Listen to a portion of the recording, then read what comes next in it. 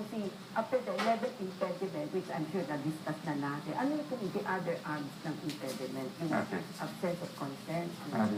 Para tumayo yung valid marriage, dapat din, isa rin yung makapagbigay yung pumapasok sa kasal ng valid consent na tinatawag. Kasi nga, sinabi natin kanina, buong buhay mo, ibibigay mo, at buong buhay niya, tatanggapin mo. Dapat klaro sa iyo yan. At dapat yung consent na o ka doon sa kasal, ay dapat klaro rin sa iyo yan.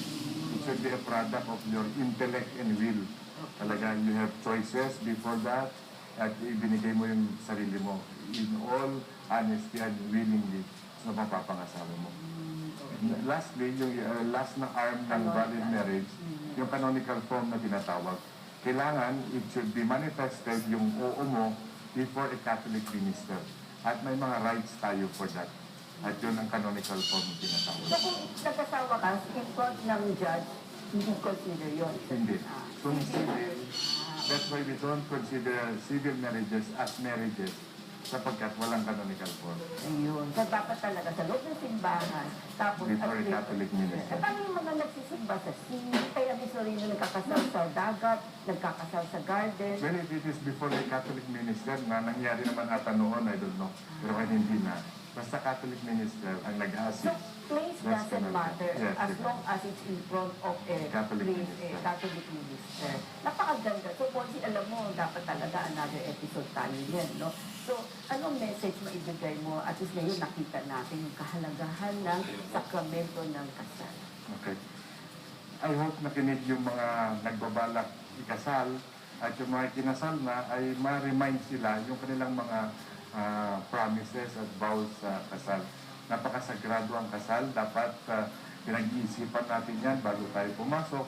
At yung mga nakapasok na sa sakramento ng kasal, they should also see to it na ma-fulfill nila yung mga promises nila for the good of their spouses, sa kanilang responsibility to procreate, and more especially sa mga anak nila.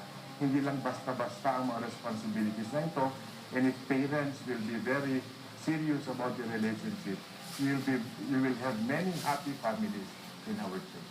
Alam mo, napakaganda ng sharing ni Monsignor Gary Formoso ng Archdiocese of Nueva Segovia, kung saan po ang kanyang pagkakanon law na witness po niya talaga ang dami-daming problema ngayon nangyayari sa pamilya. At talaga ang kanilang number one wish sana is to have a happy family. Lalo na po sa atin dito sa bansa, sa Pilipinas, napaka-importante po ang pamilya sa atin. Kaya nakita niyo at narinig po ninyo ang mga pinag-usapan namin tungkol kung bakit ang simbahan walang karapatan i-dissolve ang isang valid marriage kasi only God is the one. Siya po ang writer-author nito. I think ang isang successful marriage na nakikita ko at mga nakakausap ko to ay kung palasimba ang mga magulang kasama mga anak, there's no doubt they will bring up a very good citizen, not only to serve the country but also to serve the church. Sana itong pinag-usapan namin, maging reminder sa inyo, think it over, especially po sa mga youth. Huwag po tayo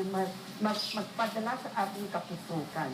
Sana i-remind niyo, you have the responsibility, you owe everything to God, to your family, and to the country. Sana nagustuhan yung episode namin hanggang sa muli dito po sa programa ng Power Tonight with Elvira.